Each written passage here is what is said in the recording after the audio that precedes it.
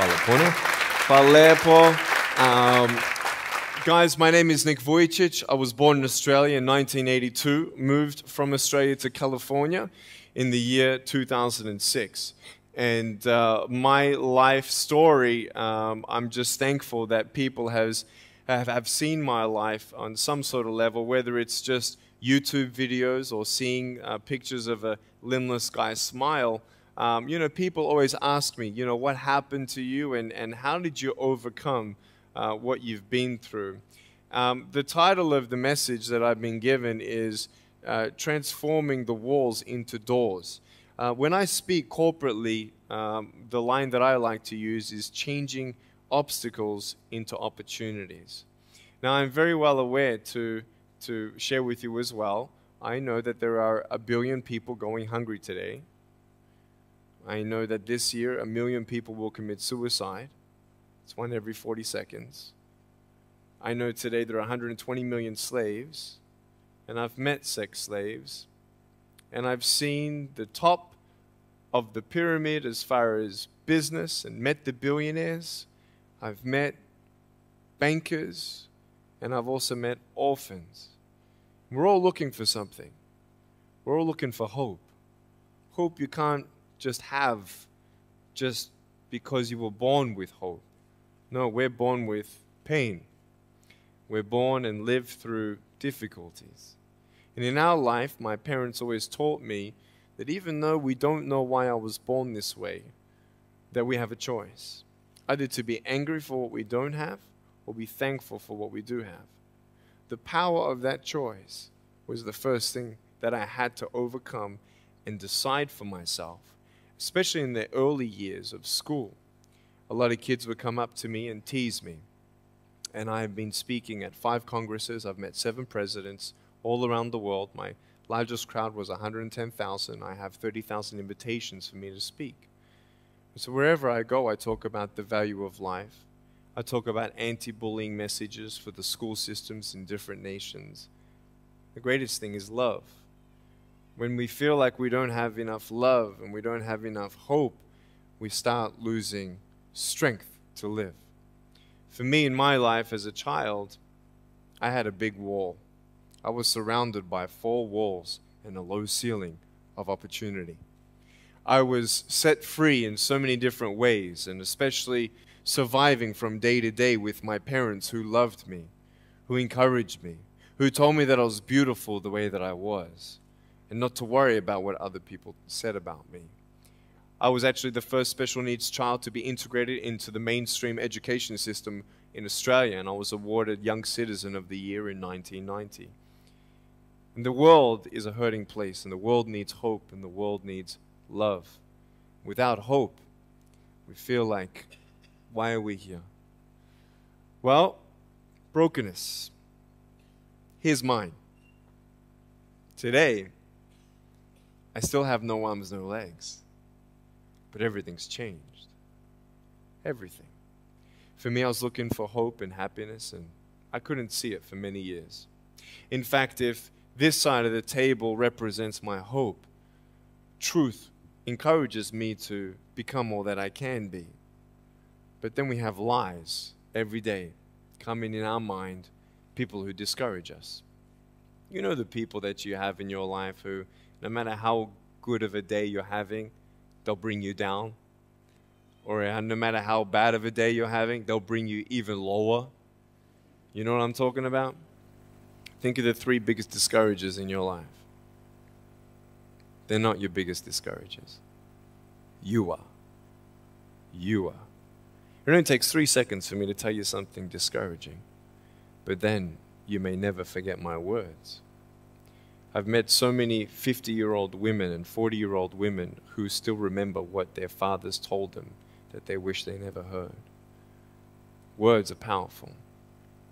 When you hear those words and then your mind starts growing with these lies. Nick, you're not good enough. Nick, just give up. Nick, you're never going to get a job. You won't get married. You can't even hold your wife's hand. What kind of a father are you going to be if you can't even pick up your kids when they're crying? You're alone. Sure, your parents hug you, but their hugs can't heal you. Just give up. Just give up. Just give up. Just give up. Just give up. At age 8, I thought that I should commit suicide. Why? Because I didn't have hope. I thought I didn't have hope. Today you can see that I had hope. What's the word? Believing in something you do not see. Faith. Words can only do so much. Hugs can do much more than words. But when hugs can't do anything, that's where faith kicks in. For me, words and hugs were not enough, but I had no faith. So I tried to give up. At age 10, tried to drown myself in 6 inches or 15 centimeters of water. In my home, I told my dad I just wanted to relax. But really, I wanted to end my life. I had enough. Dosta mi bio. Okay. The first 2 times I rolled over, I was trying to work out how much air I hold in my lungs before I let it out. And the 3rd time, in my mind, knowing that I wanted to get out of here because of the bullying in my life, because I was going to be a burden to my parents and I had nothing to look forward to, I realized at that moment that if I actually went through with committing suicide, I would leave a greater burden for my parents than they already had. So there was one thing less hopeful or more burdensome than having a child without limbs. What is it? A child without limbs who gives up. So when I saw in my mind my mum and my dad and my brother crying at my grave if I went through with it, that one thought saved me. If my parents never told me that I was beautiful the way that I was, if my parents never told me that I was special and that I was loved, I wouldn't be here today. So I encourage every single parent who tries their best to encourage their teenagers. Especially in the West, many teenagers put a do not disturb sign on their door. I'm sure, the conversations all around the world between a parent and a teenager. How was school? Fine. What'd you learn? Nothing. Did you do your homework? No. And that's the conversation for the day. And when you try to tell your children that they're beautiful, so of course I'm beautiful. I'm your son. I'm your daughter. Of course you're going to say that. But they're right. Every single human being has value, and my value is not determined on how I look or what job I have or where I'm from, where I was born, how much money. All that stuff is nothing.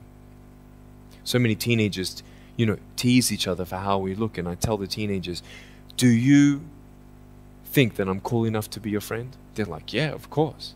I said, but I have no arms, no legs. They said, doesn't matter. I said, really? So it doesn't matter that I have no arms, no legs? I said, no, it doesn't matter. I said, then actually, if it doesn't matter, then why do we kill each other with our words if it actually doesn't matter? Why do we look ourselves in the mirror and see ugly instead of valuable? I want to ask you today, what are you looking for? If I gave you $1 billion, would you be happy? If you gave me $1 billion, I'd be very happy. But then if my mum dies tonight, am I happy? No. With all the money in the world, I'll never be happy.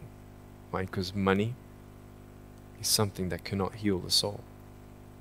So many teenagers are looking for love, which love does heal the soul. Love does complete the soul. But even sex before marriage, I was a virgin before I got married. Yeah, I've got a gorgeous wife. We're pregnant with our first son. And I don't need hands to hold her hand. I only want to hold her heart. And how am I going to hug my kids? So many kids, they come up to me. It's amazing. They put their hands behind their back and hug me with their neck. And I've realized in life, even the worst parts of my life can be turned into good. And they're even more special.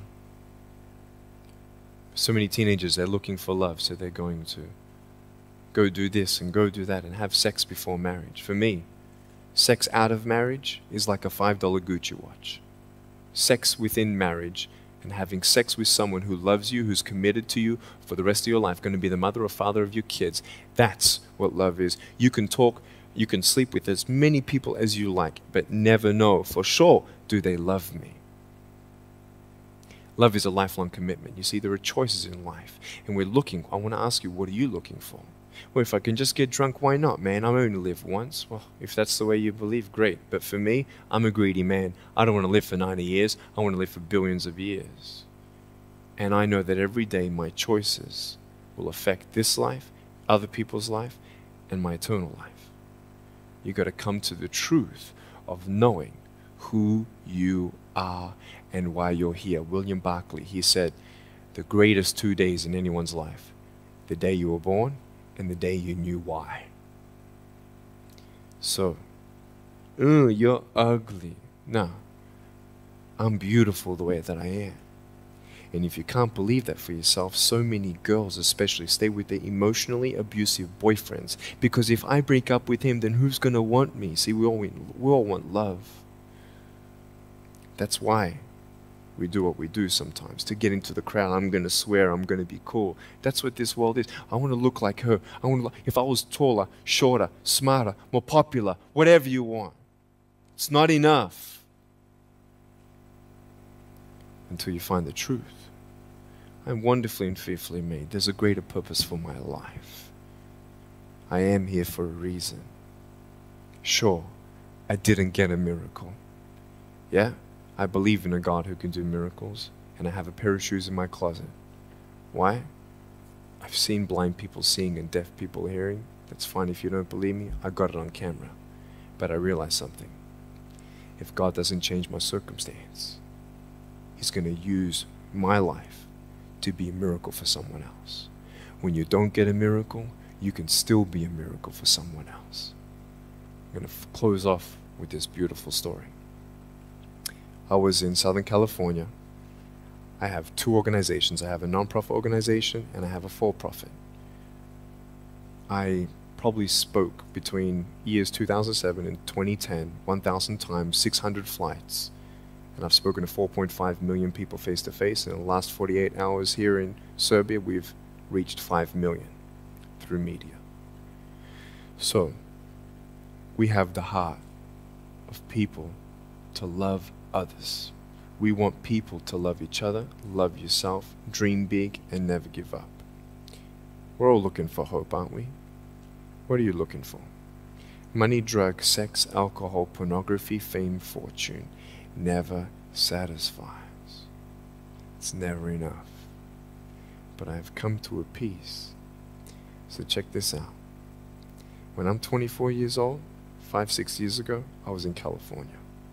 And I never met anybody else like me. When I was 10 years old, I wish I would have met somebody like me. Never did. Didn't get that miracle. But at 24, in California, I saw a little boy with no arms and no legs, 19 months old, just like me. I knew he was going to be bullied. I knew he was going to go through depression. I knew he would feel alone. I knew that he would get worried if he's ever going to have a girlfriend, and so on and so on.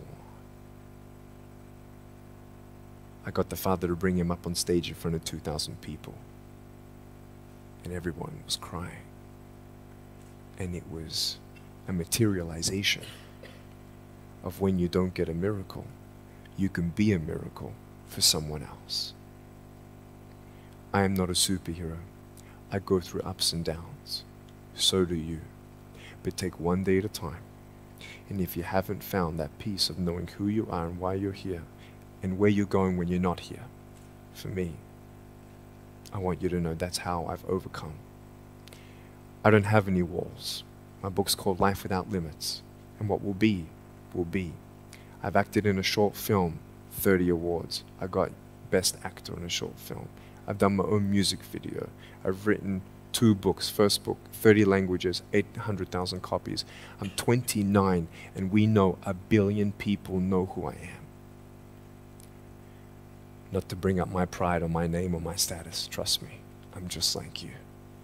But I hope you are inspired to know that if I can dream big, then so can you. There are no walls. Find your peace, and you'll make your walls doors. Thank you so much.